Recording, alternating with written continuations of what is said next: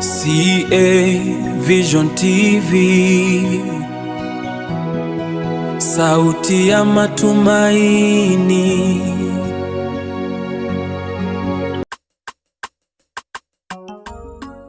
Kidogo kitu kinaitwa masharti kadhaa ya kupokea Roho Mtakatifu. Masharti kadhaa ya kupokea Roho Mtakatifu. Masharti kadhaa ya kupokea Roho Mtakatifu. Yako masharti ambayo yanatakiwa kufuatwa ili tupokee Roho Mtakatifu. Masharti kadhaa ya kupokea Roho Mtakatifu. Baba, ninakushukuru kusimama mbele ya watu wako sasa kuyaleta maneno yako siku ya leo. Naomba Bwana ukatuhudumie wakati huu. Tuko hapa tuna uhitaji wa kukutana na wewe. Naomba Bwana ukatuhudumie kwa Roho Mtakatifu. Bwana ukalihudumie kusanyiko. Katika jina la Yesu ninaomba na shukuru. Amina. Masharti kadhaa ya kupokea Roho Mtakatifu. La kwanza ni lazima tukubali kwa imani Yesu Kristo kama Bwana na Mwokozi. La kwanza, sharti la kwanza ni lazima tumkubali kwa imani Yesu Kristo kama Bwana na Mwokozi wa maisha yetu. Lazima tukubali kwa imani kwamba Yesu Kristo ni Bwana na Mwokozi wa maisha yetu. Hilo ni sharti la kwanza. Lazima tumkubali kwa imani kwamba huyu Yesu ni Bwana na Mwokozi katika maisha yetu. Watumishi wa Mungu, hatutafanikiwa kumpokea Roho Mtakatifu kama hatujakubali huyu Yesu kama ni Bwana na Mwokozi wa maisha yetu. Itakuwa vigumu kumpokea Roho Mtakatifu. Ili tupokee Roho Mtakatifu, sharti la kwanza, lazima moyo wa mtu, fikra za mtu zifunguke kumpokea huyu Yesu kama Bwana na Mwokozi wa maisha ya mtu binafsi. Najua Yesu amekuja kama Mwokozi binafsi anayemwokoa kila mtu kwa nafasi yake. Kwa hiyo kila aliyeokolewa lazima awe na imani ya kumwamini Yesu kuwa yeye ni Bwana na Mwokozi wa maisha yake. Na ufahamu umeokolewa kutoka katika nini? Watumishi wa Mungu tumeokolewa kutoka katika maeneo mbalimbali. Wengine wameokolewa kutoka kwenye ulevi, wengine kwenye ukahaba, wengine kwenye uchawi, wengine kwenye maisha tu ya kuteswa na shetani. Yesu akatukuta huko, akatuhurumia. Haya yote yalikuwa ni mashambulizi ya shetani kwa watu. Yaani shetani anaangalia ulikuwa unapendelea nini. Wengine wanapenda kuvuta, wakapelekwa kuvuta mpaka wakavuta na bangi, lakini Yesu mwenye huruma ametutoa huko. Sasa lazima kila mtu aelewe ni wapi Yesu amenitoa. Jina la Bwana libarikiwe. Yesu wapi amenitoa? Halafu akisha kukutoa, lazima umkubali aliyekutoa kwamba yeye ni Bwana na Mwokozi wa maisha ya mtu. Jina la Bwana libarikiwe. Pointi nyingine kabla ya pili, hiyo ni pointi ndogo. Tunasema na kugeuka. Ukishafahamu kwamba umetolewa mahali na kugeuka kutoka dhambini na ulimwengu. Kugeuka kutoka dhambini na ulimwengu. Ukishaokolewa lazima uwe tayari kugeuka kutoka dhambini na ulimwengu. Haleluya. Lazima baada ya kuokolewa tukubali kugeuka kutoka dhambini na ulimwengu. Tunapozungumza ulimwengu ni maisha ya kuishi kama dunia inavyotaka. Kuishi kama ulimwengu unavyotaka. Bwana Yesu asifiwe. Kwa hiyo mtu wa Mungu aliyeokoka ujifahamu kwamba mimi nimeokolewa, ni mtu tofauti. Siwezi kwenda kama ulimwengu unavyokwenda. Siwezi kwenda kama dunia inavyokwenda. Lazima niende kama Mungu anavyotaka. Lazima niende kama Mwokozi anavyotaka. Yaani huyu aliyetuokoa ametutoa mahali fulani, halafu kuna namna anataka twende. Sasa lazima tukubali kwenda kama Mwokozi alivyotutaka twende. Usiende kama vile ulimwengu unavyokwenda, na kwa sababu ulimwengu huu tulionao haujaokolewa wote. Wameokolewa watu wachache. Sasa wewe uliokolewa, jitambue kwamba mimi nimeokolewa. Natakiwa kwenda tofauti na dunia inavyokwenda. Natakiwa kuishi tofauti na watu wengine wanavyoishi. Kuna mambo ambayo watu wa dunia wanaweza kuishi, lakini wewe hayakuruhusu. Kuna njia ambazo wanatumia, sisi hazituruhusu. Kwa lazima twende kwa umakini. Nikupe maandiko hapa. Andiko la kwanza tusome kitabu cha Matendo ya Mitume sura ya 2 mstari wa 38 hadi 40. Matendo sura ya 2 mstari wa 38 hadi 40. Matendo ya Mitume sura ya 2 na ule mstari wa 38. Petro akawaambia, tubuni mkabatizwe kila mmoja kwa jina la Yesu Kristo, mpate ondoleo la dhambi zenu, nanyi mtapokea kipawa cha Roho Mtakatifu. Kwa kuwa ahadi hii ni kwa ajili yenu na kwa watoto wenu na kwa watu wote walio mbali na kwa wote watakaoitwa na Bwana Mungu wetu wamjie. Akawashuhudia kwa maneno mengine mengi sana na kuwaonya akisema, jiokoeni na kizazi hiki chenye ukaidi.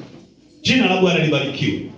Kwa unaposoma maandiko ya kitabu cha Matendo ambayo yanazungumza na Petro aliyesimama kuhubiri kwenye mkutano wa Pentekoste baada ya Roho Mtakatifu kushuka mara ya kwanza, anaelekeza kwamba wale watu wa mkutano wanashangaa kimetokea nini kwa wanafunzi.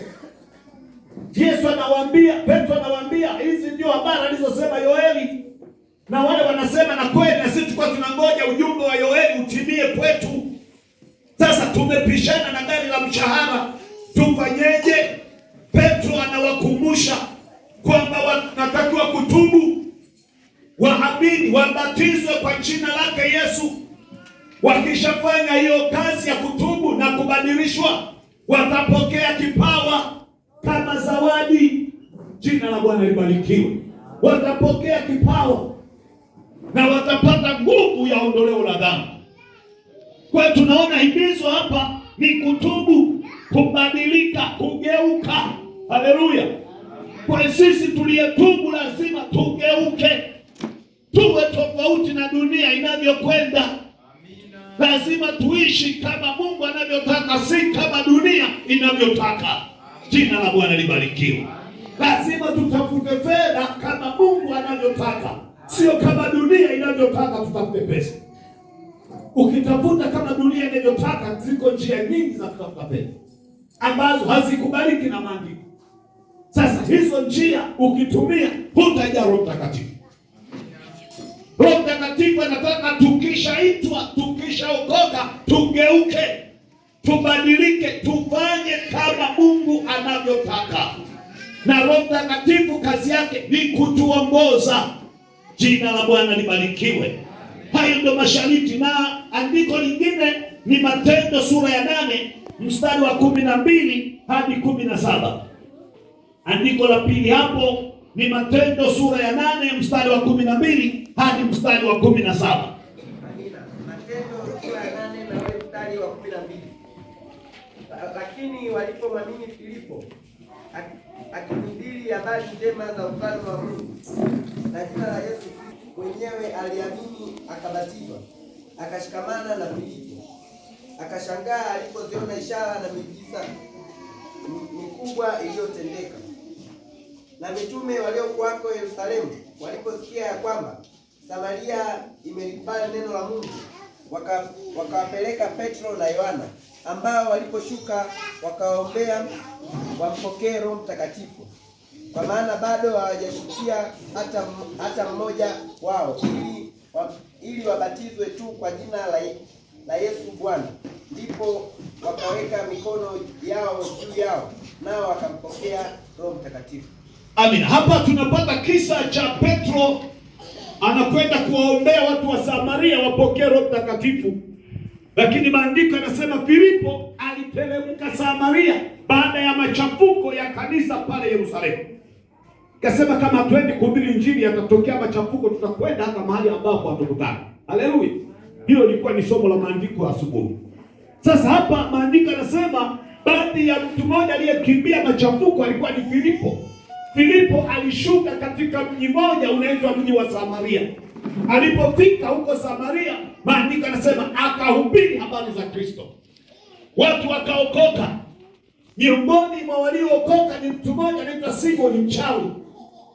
Huyu mchawi aliyekuwa anafanya maajabu, anafanya miujiza katika mji wa Samaria, alipoziona nguvu zilizo ndani ya Filipo, akamwamini Yesu. Na alipomwamini Yesu, akaacha uchawi, akaacha vimbwanga vya ushirikina, akamkubali Yesu awe Bwana na Mwokozi katika maisha yake. Na alipookoka huyu, maandiko yanasema habari zikafika Yerusalemu kwamba jamani, Samaria tulikosema wale ni mbwa, hawafai kujichanganya na sisi watu wa Mungu, wameokoka, wamelikubali neno. Ndipo maandiko yanasema wakamtuma Petro aende akawaombee ujazo wa Roho Mtakatifu. Alipofika akawaombea wa Samaria wapokee nguvu ya Roho Mtakatifu. Ukiendelea kusoma kisa hiki utakuta alipokuwa Petro anawaombea wa Samaria kujaa Roho Mtakatifu, huyu Simoni anajaribu kuomba adunue kipawa hicho ili na yeye akienda huko kuwaombea watu Roho Mtakatifu wapokee. Petro anamkemea, anamuhimiza kwamba Roho Mtakatifu anapokelewa kwa imani, sio kwa kununuliwa. Asubuhi ya leo moyo wako ufunguke kumpokea Roho Mtakatifu kwa imani yako. Jina la Bwana libarikiwe. Tazungumza kidogo hapa mbele namna ya kuhitaji kupokea Roho Mtakatifu. Na jambo la pili, kabla ya pointi ya pili kubwa ile ndogo tena dashi moja, jambo hili lilimaanisha kuyaacha mapenzi yetu kwa Mungu. Hilo jambo la kugeuka, hiyo njia ya kugeuka, hiyo njia ya kubadilika. Tunasema jambo hili linaashiria kuyaacha mapenzi yetu kwa Mungu. Hili jambo la kugeuka linaashiria kuyaacha mapenzi yetu kwa Mungu. Mtu kishaokoka lazima sasa uyaache mapenzi yako kwa Mungu ili Mungu atimize mapenzi yake kwako, bila sisi kulazimisha Mungu atimize mapenzi yetu kama tunavyotaka. Jina la Bwana libarikiwe. Roho Mtakatifu anataka tuachilie mapenzi yetu yakae kwa Mungu ili Mungu atimize mapenzi yake kwetu kama anavyotaka, si kama sisi tunavyotaka. Watu wengi wanataka Mungu atimize mapenzi yao kama sisi tunavyotaka. Yaani mimi namlazimisha Mungu. Katika kule kushindwa nataka Mungu sasa atimize mapenzi yao. Mungu anataka atimize mapenzi yake kama yeye anavyotaka. Maana yeye ni Mungu. Anajua mapenzi mengine tunayotaka kwetu hayafai. Lazima tumwache Mungu atimize mapenzi yake kwetu kama yeye anavyotaka. Haleluya. Tutasoma maandiko kidogo hapo. Andiko moja, kitabu cha Matendo ya Mitume sura ya 5 mstari wa 32. Sura ya 5 mstari wa 32.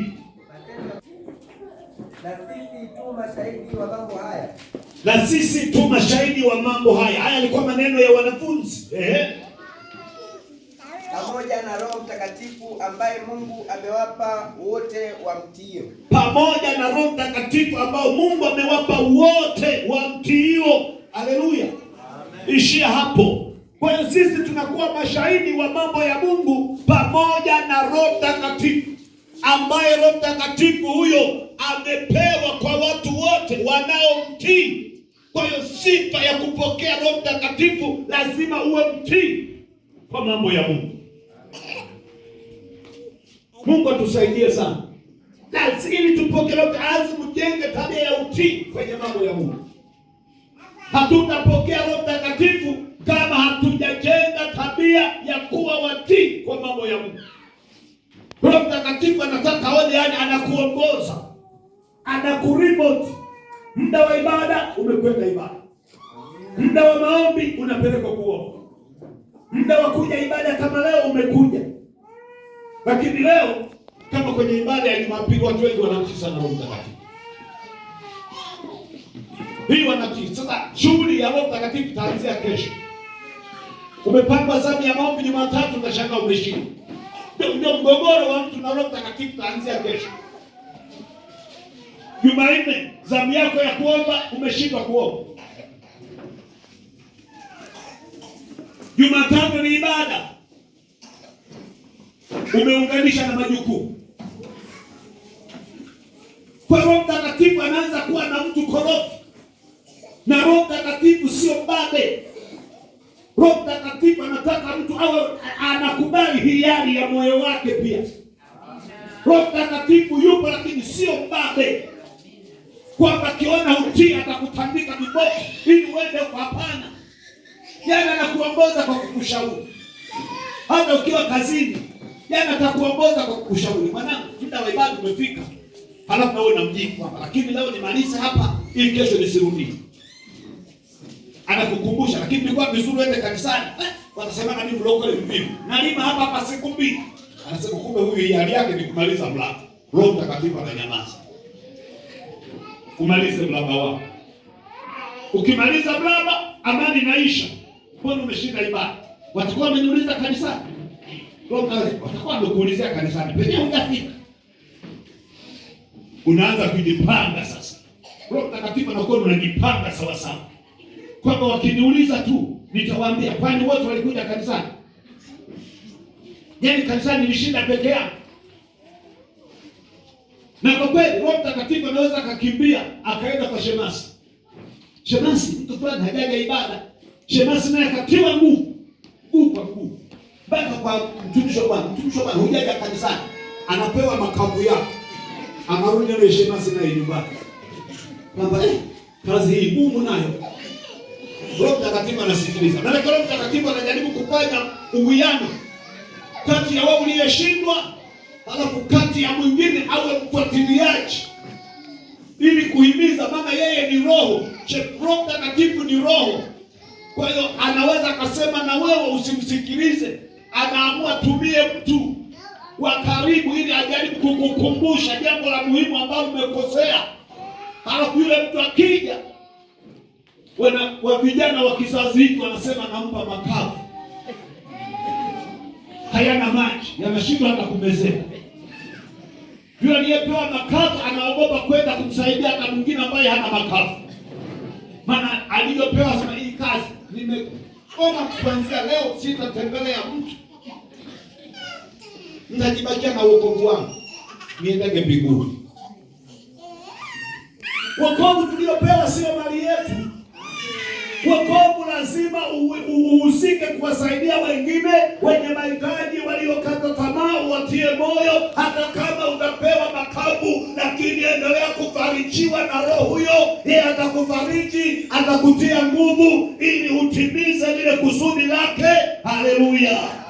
Kwa hiyo usikatishe tamaa na mambo magumu unayokutana nayo. Sehemu nyingine Roho Mtakatifu anatajwa kama mafuta. Yanarainisha sehemu zile korofi, sehemu zile ngumu ambazo vyuma kwa vyuma vinasuguana. Hapa sizungumzi vyuma kwa vyuma kama vya gari. Kule kwenye gari kule kuna sehemu anaweka grease nyingi sana. Yaani wakifumbua mchungaji katafute grease ya kutosha, unanunua wanaweka grease. Mpaka unafikiri kama uharibifu hivi. Inakuwa nyingi, wanamatika mle. Ili gari inapotembea iendelee kula hiyo grease, isipate kusuguana chuma kwa chuma. Haleluya. Sasa na sisi tunataka kuwa na grease ya kutosha ambayo ni Roho Mtakatifu. Ili tunapokutana kati ya mshirika na mshirika korofi, msisuguane wenyewe, yatereze yale mafuta. Yaani hata kikujibu makapu, wewe unayejibiwa unaona ni maraini. Unaona ni maraini. Lakini ukijibiwa makavu na wewe ni mkavu, chuma kinalia chui chui. Hata kama ni dereva utashinduka kwamba kuna mahali gari haliko sawa. Jina la Bwana libarikiwe. Kwa hiyo haitakiwi nisuguane chuma kwa chuma, inatakiwa chuma kipambane na mafuta, na mafuta hayo ni Roho Mtakatifu. Jina la Bwana libarikiwe. Roho Mtakatifu atakufanya uwe mwepesi unapopita kwenye vipindi vigumu, unapopita kwenye nyakati ngumu. Usiwe na muda wa kusema mchungaji, nilikaa nyumbani wiki hili nilikuwa na magumu, nikaona nitulie nyumbani, nikija kanisani hata kusikiliza neno sitaweza. Ni kweli wewe mwenyewe utaweza. Unamhitaji Roho Mtakatifu aondoe mawazo yako, aondoe magumu yako, akupe nguvu ya kulisikiliza neno. Ndani ya neno kuna uzima, ndani ya neno kuna uponyaji, ndani ya neno kuna kufunguliwa, ndani ya neno kuna kutiwa moyo. Haleluya! Ndani ya neno kuna uzima. Sasa unapokuwa umechoka, umekaa, utafia hapo. Nilikupa kisa cha punda. Punda aliyedumbukia kwenye shimo alitakiwa kujitikisa anapofukiwa na mwenye punda. Alipoendelea kujitikisa na mdomo unarushwa, akajikuta punda aliyekuwa kwenye shimo anaendelea kupanda mdomo. Kama punda akasema, nimekutana na jaribu, nimedumbukia kwenye shimo refu, akanyamaza, angefukiwa sawasawa. Punda akawa anajitikisa, kila mdomo ukija mzito akajitikisa, kila mdomo ulivyokuwa mwingi akajitikisa. Baadaye punda akaona yuko juu, na mwenye punda alipoona punda anajitikisa akasema, huu ni mchezo mzuri. Akaendelea kukazana kumvukia yule punda, na baadaye ukule kuvukiwa ukawa ndio wokovu wake. Jina la Bwana libarikiwe.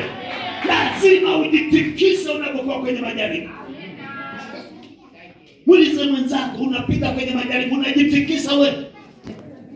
Jitikise kwa maombi, jitikise kwa ibada, jitikise kwa kutoa, jitikise kwa kumshukuru Mungu hata kama bado una magumu ya kutosha. Kwa hilo ndio uliona, nenda kwenye madhabahu ya Bwana, mwambie Bwana asante, kuna jambo umefanya, wewe unajitikisa. Amina. Mungu anasema unapoenda kushukuru ndio unatangaza kwa shetani kutesa sawasawa, na unavyonyamaza ndio utateswa kabisa. Lazima uwe na nguvu ya kujitikisa. Hata Mungu anasema mtumishi wangu anaelewa kwamba pamoja na magumu kuna jambo ninafanya. Amina. Bwana Yesu asifiwe. Amina. Jitikise. Yaani siku nyingine una majaribu mazito, Roho Mtakatifu akutie nguvu kuongoza ibada ya sifa ya viwango. Halafu watu wasema, leo Bwana ametutembeza. Lakini kama mpendo ungejua ninayopitia, ungeweza kusema, ni Yesu tu ananitia nguvu. Amina. Kwa watumishi wa Bwana, tuongoze sifa wakati ni watakatifu kabisa. Kuna wakati unapita kwenye vipindi vigumu, huwezi hata kusimulia kwa mtu, lakini Bwana anataka utimize mpango wake. Amen. Uwahudumie watu wake. Amina. Bwana Yesu asifiwe. Amina. Na kuna wakati huwa inatokea mara chache, sio mara nyingi. Kama nikapata dharura, natoka nisema, mtumishi Bwana nisaidie, nasema, wewe leo hali sio nzuri. Usifanye kazi ya Mungu kwenye hali nzuri tu. Hata kwenye hali ngumu hiyo kuna kitu Mungu anataka kufanya. Amina. Nikumbuka nilikuwa napata ushuhuda wa mtu mmoja ni mwimbaji. Akasema yeye nyimbo zake nyingi nzuri alizipata wakati akiwa na majaribu. Yaani wakati akiwa na amani hakupata wimbo. Alipopita kwenye majaribu alichomoka na wimbo. Na wimbo ulikuwa na upako, ulivuta watu. Amen. Wakamuuliza, ulipataje wimbo? Sasa nilikuwa napitia vipindi vigumu. Kumbe kwenye vipindi vigumu kuna Mungu. Amen. Kwenye vipindi vigumu kuna Roho Mtakatifu pia. Amen. Kwenye vipindi vigumu hujawa peke yako, na Roho wa Mungu yuko hapo, anataka aone jinsi unavyomtukuza. asifiwe. Hebu pate nguvu ya kuonyesha furaha katika vipindi vigumu.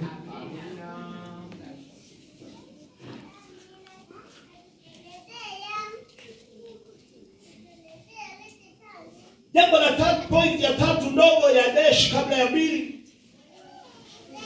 inasema ni lazima tugeuke na kukiacha kile kinachomchukiza Mungu. Ni lazima tugeuke na kuacha kile kinachomchukiza Mungu kabla hatujawa chombo cha kupata heshima. Ni lazima tugeuke na kukiacha kile kinachomchukiza Mungu kabla hatujawa chombo cha kupata heshima,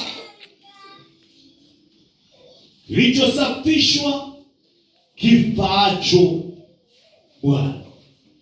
Ni lazima tugeuke na kukiacha kile kinachomchukiza Mungu kabla hatujawa chombo cha kupata heshima, kilichosafishwa kimfaacho Bwana. Hilo andiko linapatikana kwenye kitabu cha Timotheo wa pili sura ya 2 na mstari wa 21. Timotheo, waraka wa Paulo kwa Timotheo wa pili sura ya 2 tena na mstari wa 21. Inasema, basi ikiwa mtu amejitakasa kwa kujitenga na hao, kama mtu amejitakasa kwa kujitenga na hao wabaya, atakuwa chombo cha kupata heshima. Atakuwa chombo cha kupata heshima, kilichosafishwa kimfaacho Bwana. Kimetengenezwa kwa kila kazi iliyo njema. Kimetengenezwa kwa kila kazi. Kama penda hapo. Kwa kila nini jamani? Kazi iliyo njema. Sio kazi zote. Kwa kila kazi iliyo njema. Kwa hiyo sifa lazima mtu wa Mungu aliyeokoka utengwe, ugeuke. Na wewe mwenyewe ujitenge. Hapa utengwe na wazee, utengwe na mchungaji, bali Mungu aliyetuita anataka tujitenge na mambo mabaya. Ukishajitenga na maeneo mabaya, utakuwa chombo cha kupata heshima. Haleluya. Utakuwa chombo cha kupata heshima. Maisha yako yatabadilishwa. Utumishi wako utabadilishwa. Ubinti wako utabadilishwa. Umama wako utabadilishwa. Na Bwana kikupa heshima, unapata heshima kweli kweli. Heshima inakujaje? Kwa sababu umetengwa na mambo mabaya. Umetengwa na dunia. Umetengwa na mambo ya hovyo. Sasa unapata heshima. Na heshima ya kwanza ni kuitwa mtumishi wa Mungu. Jina la Bwana libarikiwe. Unaitwa mtumishi wa Mungu, unayewatumikia watu wa Mungu. Sifa ya kuwa mtumishi wa Mungu, lazima uwe umetengwa, upate heshima, upate sifa ya kuwa chombo. Nimefurahi sana, nimebarikiwa. Watu wameimba leo, baada ya kuabudu imekuwa nzuri, kwaya zote zimeimba vizuri. Sasa unapohudumu kwenye madhabahu ya Mungu, wewe ni chombo, ni mtu uliyetengwa kuwa chombo kinachomfaa Mungu kwa kila kazi iliyo njema. Na ili ufike hapo sasa kutumiwa vizuri, lazima uendelee kuwa mtu wa ibada. Endelea kuwa mtu wa maombi. Endelea kujitambua kama umetengwa. Sina kumbukumbu kama ana umeiba.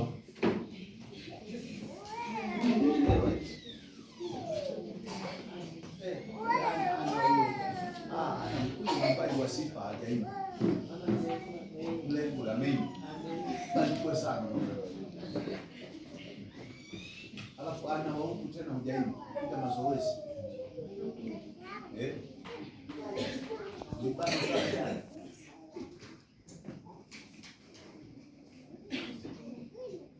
Kama umetengwa utaweka ratiba. Haleluya.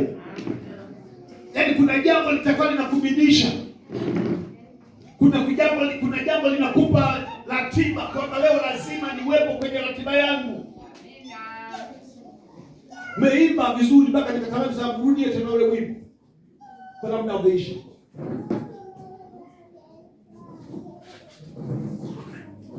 Mama, umejisikiaje ulipoimba leo asubuhi?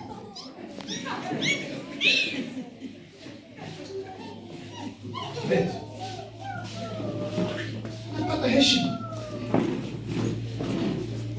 Bwana Yesu asifiwe. Sasa ukikaa bila kutumiwa na huyu Mungu unakosa heshima. Tukubali kutumiwa na Mungu ili tuendelee kuwa vyombo vya nini jamani? Vya heshima. Maana umetengwa na dunia. Sasa kuna mahali lazima ukaribishwe. Sasa umetengwa na dunia, umetengwa na Mungu. Umekaa hewani. Kama tumetengwa na dunia, lazima tuwe karibu na Mungu. Sasa heshima tutakayotupa Mungu ni kubwa. Mlipoimba ule wimbo, nimetaka nitamani kidogo kama jioni ya leo twende Igoma tukapiga injili. Na mzigo sana kwenda kupiga injili kule Igoma. Sasa tuairishe ibada ya jioni, tubebe vyombo tutokee tu tupige injili kule. Naiona kwaya ya mavuno. Naiona kwaya iliyojiimarisha kwenda kuvuna roho za watu. Hatupo ili tuingiane wenyewe, lazima tuwe vyombo vya huduma ili kuleta uamsho, ili kuleta mapinduzi, ili kuleta mabadiliko kwenye maeneo korofi yaliyoshindikana. Lazima tumhubiri Yesu. Yaani mahali tunapoona korofi roho zetu zinalipuka. Najua Paulo alipofika Yerusalemu, wamekusanyika wale watenda dhambi. Hakuambiwa ni mkutano wa injili, lakini unakuta pale Roho Mtakatifu aliposhuka, Paulo anatimuka na injili. Alipotimuka na injili, maana sema watu 3,000 wakaokoka. Walikuwa sio hapa. Achana mkutano wa Kiwete. Wakaendelea kujenga tabia ya kwenda mahali pa ibada kama watumishi. Waliheshimu ibada. Unajuaje unapokwenda ibada unakutana na mwenye shida?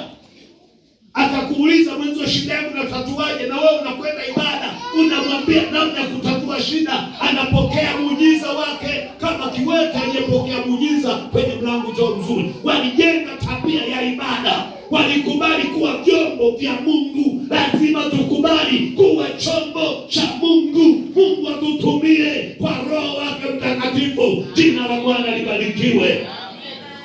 Ili tupate heshima za kimungu. Bwana taachilia heshima kwako mama. Bwana taachilia heshima kwako baba. Na Bwana kikuheshimu, ndoa yako inaheshimika. Bwana kikuheshimu, ujana wako unaheshimika. Unakuwa kijana wa kupata heshima. Sasa Bwana kiachilia heshima, yaani unakuwa mwenye heshima kweli. Bwana amenipa heshima saizi. Nilikuwa siku moja nashuka Njombe. Narudi.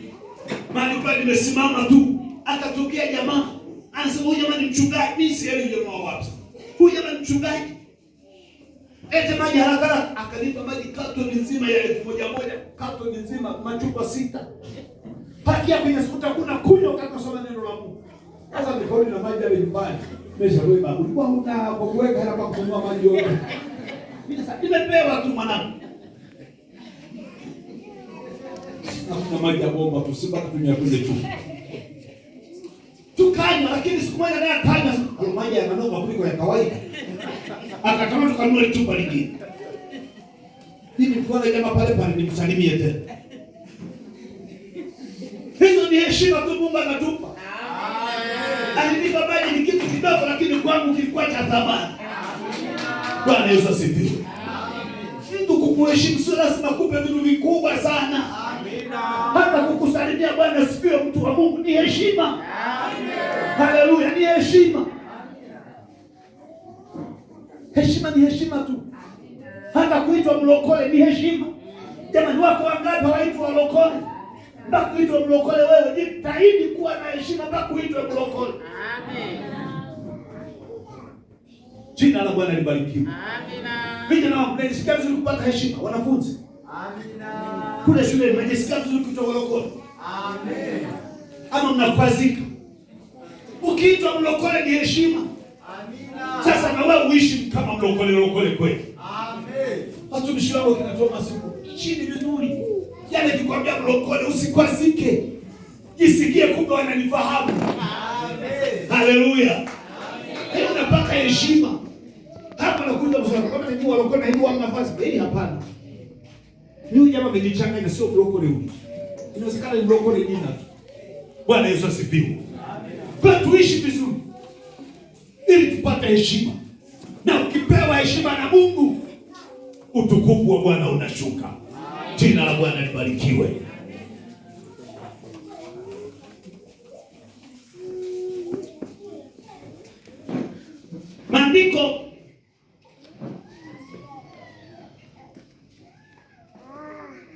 Andiko nimekupa.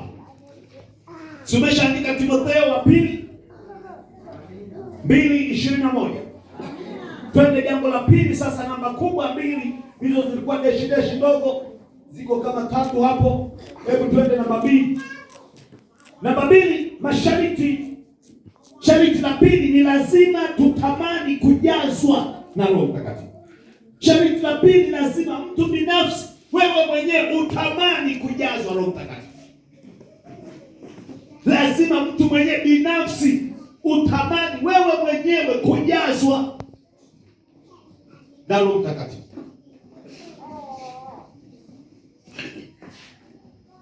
Wewe kuna point ndogo hapa nasema Wakristo wanatakiwa wawe na njaa ya ubatizo huu. Wakristo wanatakiwa, ama Kristo anatakiwa kuwa na njaa ya ubatizo huu. Lazima iweko njaa ya kutaka kubatizwa na Roho Mtakatifu. Wokovu wako upungue moyo wa kuwa na njaa, uwe na kiu ya kutaka kubatizwa Roho Mtakatifu. Jipime wewe mwenyewe kiwango ulichonacho cha Roho Mtakatifu. Tamani kujazwa Roho Mtakatifu. Moyo wako ufunguke kutaka kujazwa Roho Mtakatifu. Amen. Roho Mtakatifu sio babe kwamba naingia kwa mtu kama mashine, hapana. Lazima wewe mwenyewe unayemtaka uwe umefungua moyo kwamba nakutaka Roho Mtakatifu uingie ndani yangu. Fungua moyo wako wewe mwenyewe. Tamani kujaa wewe mwenyewe binafsi.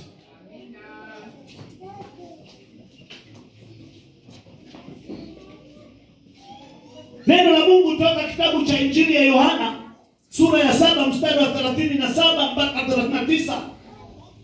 Hapo tutasoma na Isaya 44 mstari wa 3. Yohana sura ya 7 mstari wa 37 hadi 39 na Isaya ya 7 mstari wa 37 mpaka 39. Yohana sura ya 7 na ule mstari wa 37. Hata siku ya mwisho, siku ile kubwa ya sikukuu, Yesu akasimama, akapaza sauti yake akisema, mtu akiona kiu na aje kwangu anywe.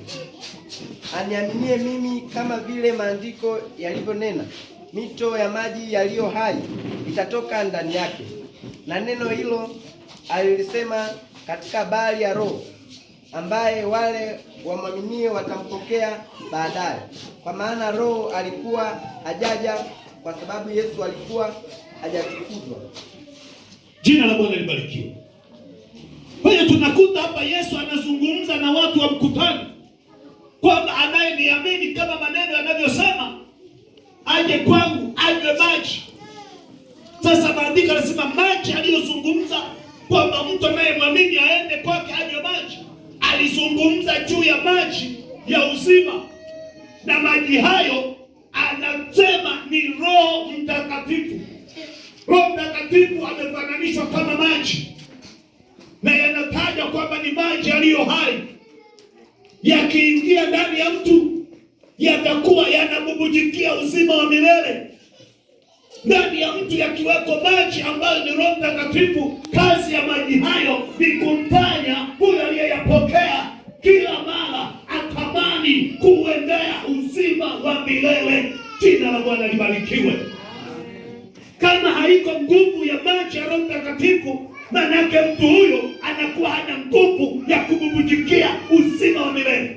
Anafikiri mambo ya dunia, anafikiri mipango, anafikiri biashara na mambo ya hapa, lakini amebana, amefunga. Hakuna mahali anapofikiria juu ya ufalme wa mbinguni. Lazima baada ya mipango, baada ya shughuli, baada ya biashara, tunatafakari, siku moja ninaondoka, ninakwenda mbinguni. Lazima utamani kuurithi ufalme wa mbinguni. Haleluya! Anayetufanya tuwe na kiu hiyo ya kurithi ufalme ni Roho Mtakatifu.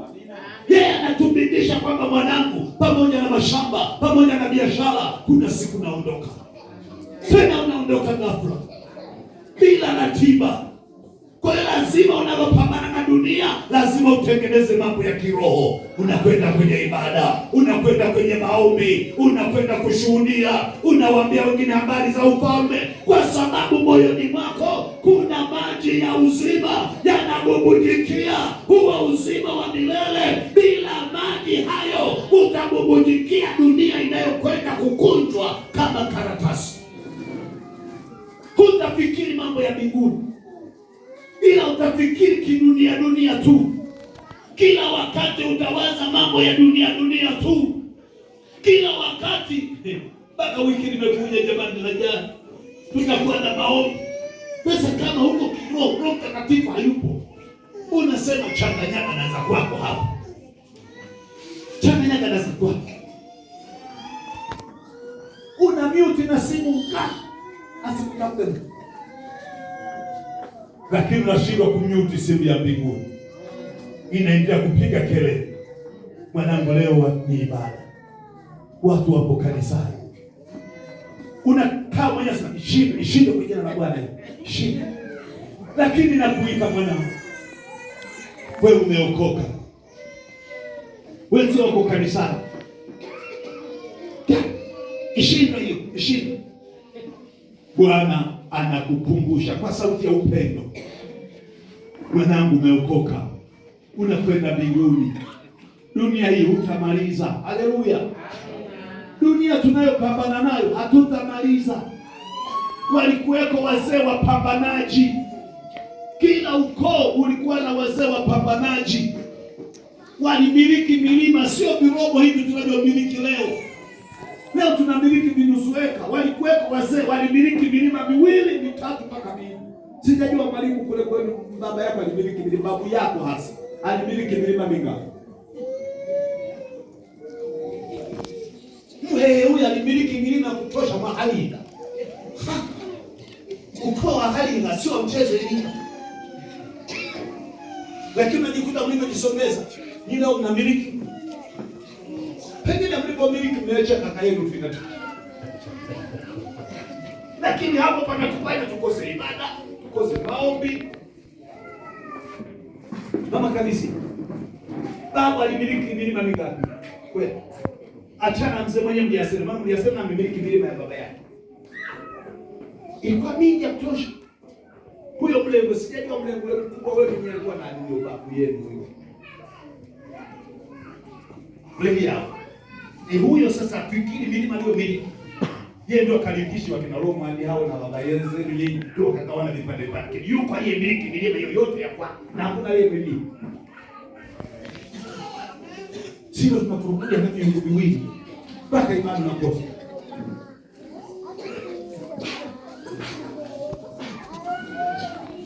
Ukishuka kwa mama Flora kule kwa Flora, yule mzee ndio alikuwa mtaka tena, akifikiri sidhani kama hiyo ni milima ya huyu mzee mwenyewe Bakari. Yuko mzee wa nyuma yake kuita Maheri. Sasa huyo ndiye mtafakari alimiliki milima kiasi gani kabla hajawazidisha kuna kazi. Milima ya kutosha.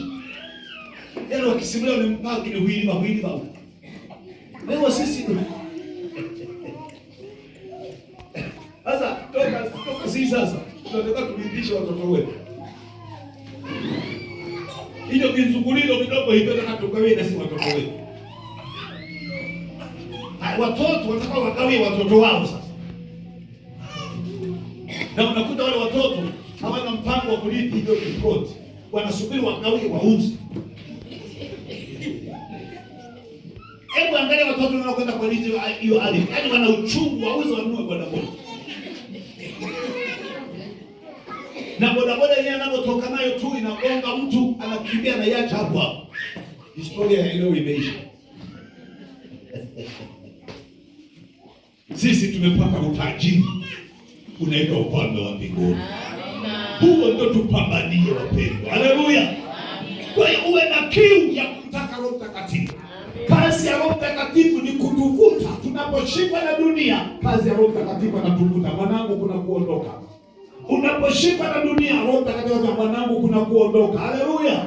Kwa sababu kuna kuondoka, unafanya ibada. Kwa sababu kuna kuondoka, unajitenga na dhambi. Kwa sababu kuna kuondoka, unakaa mbali na majungu. Kwa sababu kuna kuondoka, unaishi maisha matakatifu yasije yakakwama mbele ya fremu. Unaweza ukatutuza mambo mengi yakafika mbele ya fremu yakaliangwe. Bwana, kwenye fremu uchomoke. Unaanza kusorora sasa bila. Lile fremu hatutachomoka na uhesi, hatutachomoka na kiburi, hatutachomoka na kuzila, hatutachomoka na kutokuomba. Ukifika pale kengele utaliangwa. Toa vilivyo mfukoni. Unashangaa, inabidi uende fremu lingine linalopokea vyote vyote. Sasa fremu linalopokea vyote vyote ni la shetani. Sisi tumejipanga kwenda kulipita fremu la Yesu anayesema mimi ni njia na mlango wa kuingia katika ufalme. Haleluya. Na sehemu nyingine anasema njia ya kwenda mbinguni ni pana, wanaoiona bwelelele. Amina.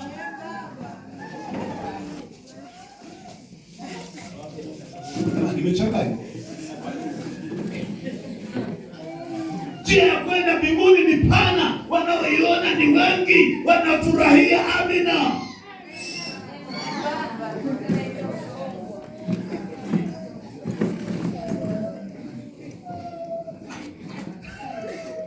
Kumbe mko vizuri. Hamjalala. Ungekuwa mmelala ungesema amina. Njia ya kwenda mbinguni ni nyembamba, wanaoiona ni wachache. Nayo imesonga, imejaa visiki, majaribu, changamoto. Ili tupite, tunamtaka Roho Mtakatifu. Roho Mtakatifu tu atatuwezesha kupita ile njia. Lakini bila Roho Mtakatifu tutakwama. Vikwazo ni vingi mno kwenye njia. Ndio maana imeita imesonga. Kwa imena titi ya nasililingile. Ipo lakini ilingile. Yani leo kitawala wili kuta yale bwinasi. Ama unakumbuka hapa ilikuwepo njia lakini haipo. Metito. Sasa njia wanayopita wahuni kila siku ikoje? Ikoje? Maana ina vitu vinalipa huko, lakini hii njia ya unyofu imesonga. Wanaoiona ni wachache. Na wewe ni miongoni mwa walioiona. Endelea kupambana na umande wa majaribu. Endelea kupambana na visiki vya kujikwaa. Endelea kupambana na hatari zilizo kwenye hiyo njia. Maana kuna waviziaji wengi. Maana ni poli kwa poli, lakini ni njia salama. Inakupeleka uzimani. Inakupeleka kwenye uzima wa milele. Haleluya. Sikate tamaa. Unapoona ile njia wanakwenda wachache, ibada zinakuwa haba, matukio ni machache. Leo tu kwa neno tunapata tukio kwamba kuna harusi ya mwenzetu anatualika upendo. Angalau wewe tutakula na nyama. Maana kuna kipindi kigumu hata nyama hazipatikani. Matukio kama yanatufanya angalau tutangamse na kumloga.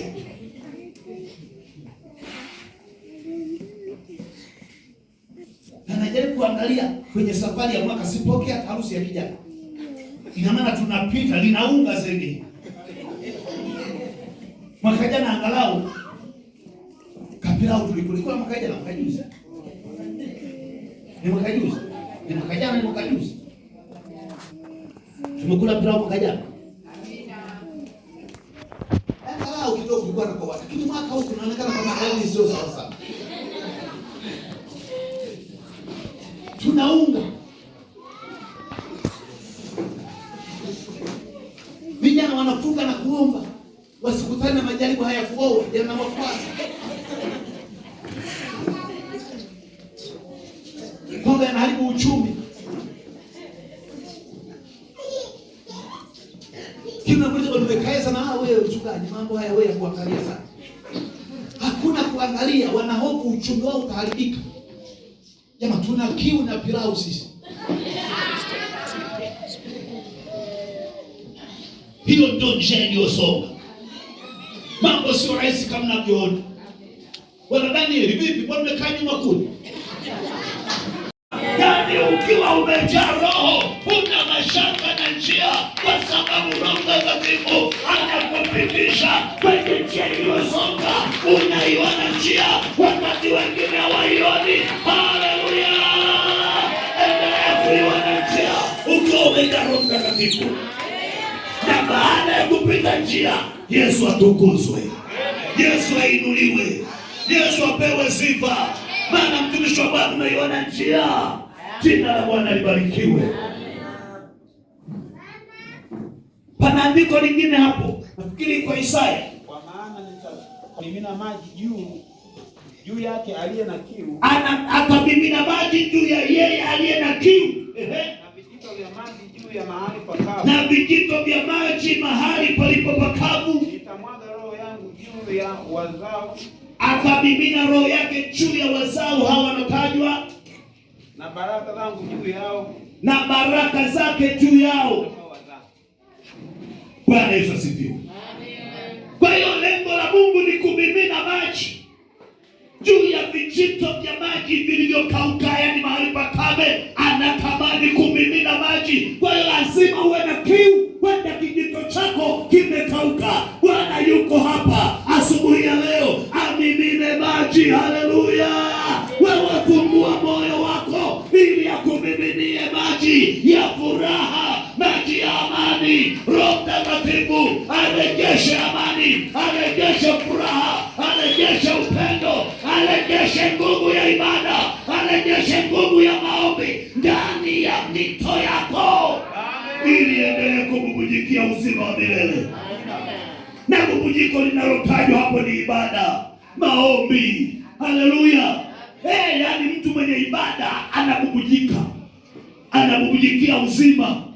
Sasa ukikauka, yani unajikuta ibada zimekoma, maombi yamekoma, furaha imekoma. Nilizungumza wiki hili, nikasema mtu wa Mungu aliyeokoka, usitembee umekunja uso njiani, tembea kwa furaha. Watu wasikuulize wewe unaumwa. Yani ni kweli nyumbani tuna changamoto, tuna majaribu, lakini ukitokea kwa watu umechangamka. Haleluya! Inaonyesha Yesu aliye nayo si wa kawaida. Lakini ulikotoka hata mbuni hakuna. Yani ile furaha inaleta hela. Ile furaha inaleta mafanikio. Ile furaha inaleta watu kutafakari, huyu mtu ni wa namna gani? Mbona inaonekana na majaribu lakini amechangamka? Halafu nawaambia Yesu niliye naye amenifanya kuwa mwenye furaha kwenye taabu. Amenifanya kuwa mwenye amani na huku mambo magumu ninapitia. Jina la Bwana libarikiwe. Mtu akija kwako sasa, maji ya bubujiko yale ya kumwambia jinsi unavyovumilia majaribu, jinsi unavyoshinda majaribu, ndio maji yenyewe. Sasa umekuja wanakuuliza mtumishi wa Bwana, unaumwa? Ni gani kajua? Hani kwa kweli hapa nilipo, yani na wazi tu nalala ama naamka. Sasa nini nakutana? Majaribu hiyo, yani yamepangana majaribu, namaliza hili na hamia hili. Sasa atakusaidia huyu. Unayemsimulia hajabeba hatima ya majibu ya maisha yako. Unayemsimulia anabeba kwamba imani yako itakupeleka kwenye majaribu, na anasema nilisema mule mule. Ukijifanya mlokole utakuwa unapita kwenye majaribu kweli, anakuletea andiko lile potofu. Unakumbuka Yesu alipokuwa amefunga, ameenda mlimani, ndio alijaribiwa kweli kuliko Abrahamu kufunga siku ile. Mjifanyeni kimbelembele mnafunga hivyo, mtakutana na majaribu. na wale kuna kufunga tenge sasa kuna kufunga ni majani. Wewe kusikia maombi ya Yesu siku 40. Kwamba hapa amesoma habari ya maombi ya Yesu siku 40. Amina. Wachache. Huku nyinyi hakuna aliyesoma habari ya maombi ya Yesu siku 40. Mmesoma nyinyi wawili. Yanasema alirudi amefurahi. Alirudi. Majaribu lukuki. Mara geuze mikate, yawe mama yawe mikate, mara jitupe, mara iname amsujudie shetani. Kwa alirudi kule amechanganyikiwa Yesu. Mpaka baadaye akasema toka wewe shetani kwani. Mpaka anamfukuza shetani kulikuwa na mazuri. Shetani alijipanga kumshauri airishe maombi. Na hiyo ndio inayotukuta wengi. Haleluya. Bila Roho Mtakatifu tatamani wairishe maombi. Na mimi sitakuuliza leo kama umefunga au hujafunga. Mimi nashukuru umekuja kwenye ibada siku ya leo. Tamani kukutana na Roho Mtakatifu. Roho Mtakatifu akishaingia ndani yako ataweka kiu ya kuomba. Atapungua chemi. Maandiko yanasema mito ya maji itabubujikia uzima wa milele. Yaani utajisikia kupunga ni safi tu. Haleluya. Ni safi tu. Hata kama unanyonyesha, utajisikia vizuri kupunga. Wananyonyesha wanapata shida. Yaani kila ninapotafakari nasema Mungu, wakumbuke wamama wanaonyonyesha. Kwa sababu ana wakati mgumu. Hasa wakati wa maombi. Haleluya. Lakini kwamba usiogope kupunga unaponyonyesha. Funga kwa namna kati Mungu atakukusaidia. Sasa tumesoma maombi ya Danieli. Kuna aina ya chakula nitafuta ili ashiriki maombi. Haleluya. Na ile maombi Mungu alisikiliza. Sasa unanyonyesha hata ukichoka kunywa kikombe cha uji, bado unaomba. Kwa sababu tunaelekea kanisa la kesho. Na mwingine anaomba kidonda vya tumbo. Sijajua kidonda ni vya namna gani, lakini unaweza kupata kitu cha kukusaidia ukaomba. Kwa kila mmoja tafuta namna ya kuomba. Haleluya. Amina. Tafuta namna ya kuomba, lakini himizo lazima wote tuombe. Hatutapata Roho Mtakatifu bila kuomba. Amen. Na asubuhi ya leo jiandae kuomba. Amen. Kama utakuwa huombi asubuhi, wewe utarudi bila Roho Mtakatifu. Na wewe unayeomba utarudi umepokea Roho Mtakatifu.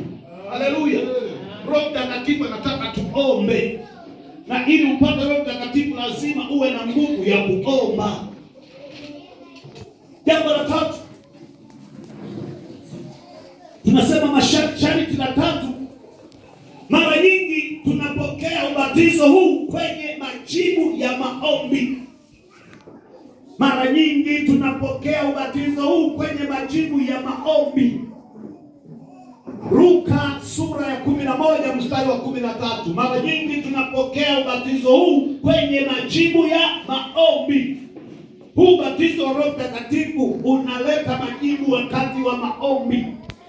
Tunapokea ubatizo huu kwenye majibu ya maombi. Luka 11 mstari wa 13 na Matendo ya Mitume sura ya 1 mstari wa 14. Biblia inasema, basi ikiwa ninyi mlio waovu mnajua kuwapa watoto wenu vipawa vyema, je, Baba aliye mbinguni hatazidi sana kuwapa Roho Mtakatifu hao wamwombao? Amen. Hapa anasema kama sisi watu wa kawaida tunajua kuwapa watoto wetu vipawa vyema, vitu vyema, je, Baba yetu wa mbinguni hatazidi sana kuwapa Roho Mtakatifu hao wamwombao? Hawapi ambao wamekaa tu. Hao wanaomwomba anawapa Roho Mtakatifu. Kwa hiyo sifa sharti la pili la kupona tatu la kupokea Roho Mtakatifu ni kuomba. Lazima ujiingize kwenye ibada ya kuomba. Haleluya.